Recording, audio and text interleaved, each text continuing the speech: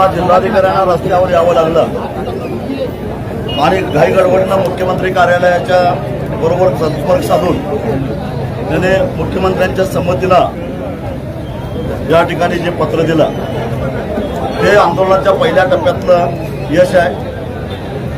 कोकणातल्या शेतकऱ्याला आम्हाला मदत मिळवून द्यायची आहे. जवळपास 2000 कोटी रुपये वेंगुर्ल्यापासून पालघरपर्यंतच्या शेतकऱ्यांना द्यावे लागणार आहेत. तेव्हा एवढा निर्णय घेत असताना वित्त विभागातून मग मुख्यमंत्री कार्यालयापर्यंत सगळे प्रस्ताव यायला कदाचित वेळ लागू शकतो. मध्ये 2-4 दिवस सुट्ट्या लागल्या म्हणून अजून 2 दिवस अवधी द्यावा असं प्रशासनाकडून विनंती करण्यात आली आणि शेवटी प्रश्न सुटण्याशी मतलब आहे.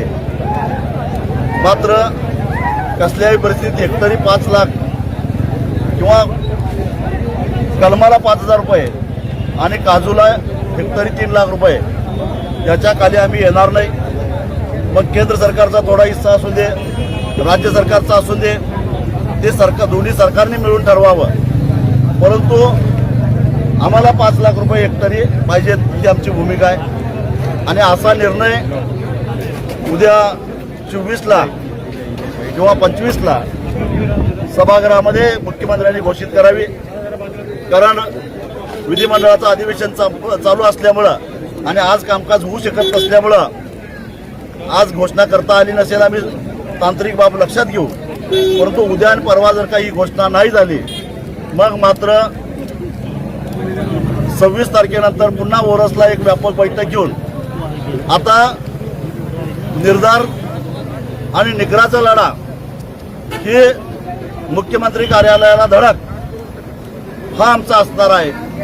आणि त्याची तारीख आम्ही जर 2 दिवसामध्ये सरकारने निर्णय घेतला नाही तर 26 किंवा 27ला बैठक घेऊन ठरवू. आता तुम्ही संवादाची भूमिका घेतली. जर 2 दिवसात फसवणूक झाली तर मात्र संघर्ष अटळ. फसवणूक झाली तर संघर्ष अटळ आहे.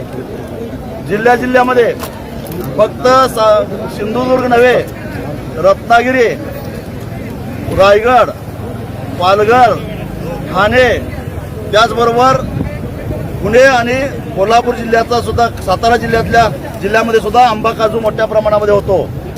या सगळ्या शेतकऱ्यांना घेऊन मुंबईला आम्ही धडक देणार आहोत. अनेक शेतकऱ्यांना या संदर्भात नोटिसा काढल्या होत्या.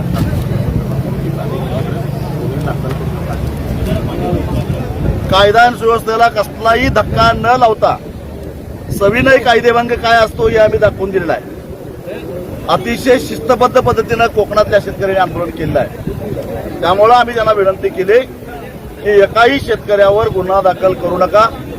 तुम्ही 2 पावलं पुढे आला, आम्ही 2 पावलं पुढे येतो आणि आमचा बेमुदत रस्ता रोको मागे घेतो असं आम्ही प्रशासनाला सांगितलंय. त्यांनी तसं आश्वासन दिलेलं आहे. यात फसवणूक झाली तर भविष्यातल्या आंदोलनामध्ये प्रशासनाला कसा झटका द्यायचा याचा 30 वर्षाचा आमच्याकडे अनुभव आहे. जिल्हाधिकाऱ्यांनी हा रस्ता चक्काजाम केलं त्यामुळे जे सरकार भाग पडले का? निश्चितच. कारण कालपर्यंत सरकार नोटिसा देत होतं, भीती घालत होतं. काही शेतकऱ्यांना खाणीमध्ये उत्खनन केलं म्हणून दंड करत होतं, काहींनी माती उत्खनन केलं म्हणून दंड करत होतं. जेणेकरून दहशतीमुळं शेतकऱ्यांनी आंदोलनामध्ये सहभागी घेऊ नये. तेही सगळे जे काही त्यांनी दंड केले ते दंड मागे घेण्याचं त्यांनी कबूल केलेलं आहे आणि म्हणून आम्ही गप्पा बसलेलो. साहेब, जिल्हाधिकाऱ्यांनी जे पत्र दिलं त्या पत्रामध्ये नेमका काय आश्वासन दिलं आणि काय उल्लेख केला? जिल्हाधिकाऱ्यांनी पत्र दिलेलं आहे. त्या पत्रामध्ये असं म्हटलेलं आहे की मुख्यमंत्र्यांच्या लेवलला जी बैठक झाली त्या बैठकीत ठरल्याप्रमाणे अधिवेशन संपण्यापूर्वी हे पत्र माझ्याकडे आहे. त्याच्यावर जिल्हाधिकारी, जिल्हा कृषी अधीक्षक आणि जिल्हा उपनिबंधक यांच्या सह्या आहेत. ते पत्र असं आहे की जर सरकार पातळीवर निर्णय घ्यायची प्रक्रिया चालू आहे आणि त्याची घोषणा ही विधिमंडळाच्या सभागृहामध्ये होणार आहे आणि ते अधिवेशन संपण्यापूर्वी होणार आहे. अधिवेशनाचे फक्त 2च दिवस राहिले आहेत आणि त्याची वाट बघावी असं म्हटलेलं आहे. जे सावकारी करणारे व्यापारी आहेत त्यांच्या विरोधात शेतकऱ्यांच्या तक्रारी झाल्या तर मुंबईचे उपनिबंधक सहनिबंधक आणि सिंधुदुर्गचे सहनिबंधक बसून अशा व्यापाऱ्यांच्यावर सावकारीचा गुन्हा दाखल करून त्यांचं लायसन रद्द करण्यासंदर्भामध्ये आश्वासन दिलेलं आहे. जे निकृष्ट दर्जाची खतं विकतात,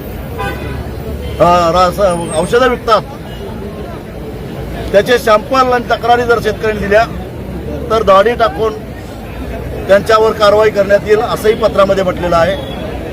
आणि सरसकट कर्जमाफीच्या संदर्भामध्ये हा शासन स्तरावरचा निर्णय आहे, शासनाला आपल्या भावना कळवतो असं म्हटलेलं आहे.